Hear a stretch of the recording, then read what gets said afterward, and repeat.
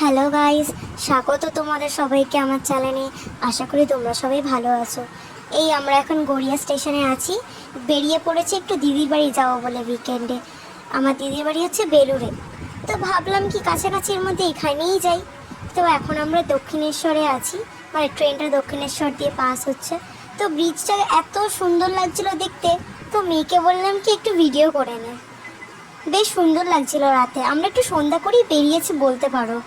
তারপর বেলুড় স্টেশনে যখন পৌঁছালাম তখন রাত 1:30 বাজে। তখন না অফিস টাইম বলে বেশ ভিড় ছিল, তাই আমরাও আস্তে আস্তে হেঁটে হেঁটে যাচ্ছিলাম।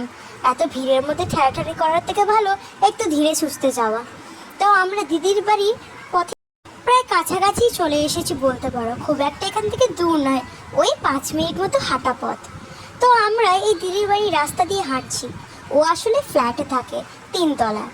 তো ওর বাড়ির রাস্তাটা আজকে দেখছি মোটামুটি ফাঁকা ছিল, একটু অন্ধকারও ছিল বলতে পারো। তবে আমরা এই চলেই এসেছি। এবার ওর ফ্ল্যাটের পাশে একটা মন্দির আছে, ভাবলাম একটু দর্শন করেই যাই বলে বাবার।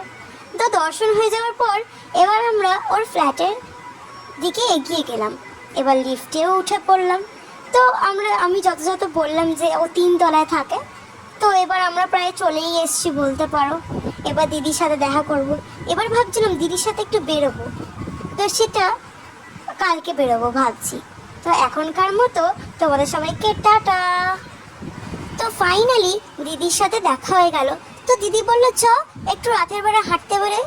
আসলে দিদির শরীরটা না খুব একটা ভালো ছিল না, গিয়ে দেখলাম হালকা গায়ে জ্বর জ্বর ছিল।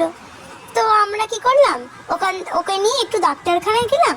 তারপরে দিদি বললো চ একটু হেঁটে আসি। তো এগিয়ে হাঁটতে হাঁটতে এই মন্দির পড়লো। তারপরে দিদির কিছু কেনাকাটা করার ছিল, কেনাকাটা করলো। তারপরে বাড়ি চলে গেলাম। তারপর 2 দিন থেকে আমরা বাড়ির পথে রওনা দিলাম। এই রেমাল ঝড় আসছে বলে আরও তাড়াতাড়ি বেরিয়ে পড়েছিলাম রবিবার দিন, আমরা গেছিলাম শুক্রবার দিন। তো মেয়েকে নিয়ে বেরিয়ে পড়লাম, ভাবলাম ঝড় বৃষ্টি আসছে, বেশি দেরি করবো আবার যদি পথে ঘাটে আটকে যাই। তাই তারপরেই ট্রেনে উঠে শুনছি যে 6টা থেকে নাকি ট্রেন বন্ধ হয়ে যাবে সন্ধে। ভাগ্যিস বেরিয়ে পড়লাম বন্ধুরা, নালে তো পুরো আটকেই যেতাম রাস্তায়। আজকে ভিডিও এইটুখানি, প্লিজ লাইক অ্যান্ড সাবস্ক্রাইব।